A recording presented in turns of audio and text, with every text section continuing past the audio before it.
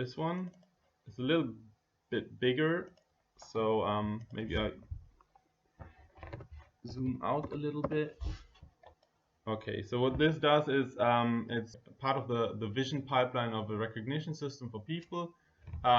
It is based on color, infrared, and depth data, and it tries to estimate the head pose and then generates frontal view images of people's faces using all of the acquired data. The control flow in this example is not really well, we can focus on the control flow by toggling the data flow. So you see there's not much left. It's just, a pipeline. You do this and then you do that and then you do that.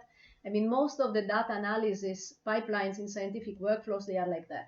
You acquire data and then there is a lot of filtering, a lot of computation and correlations of these kind of things. So now if I toggle the data flow again.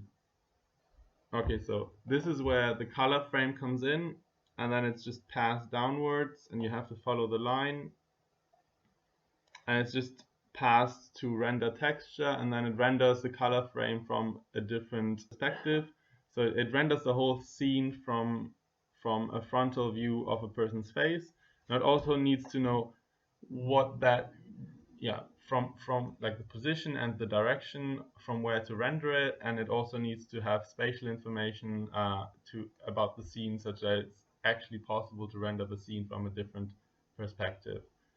So all those three inputs come in, and then there's one output, which is the generated frontal view image.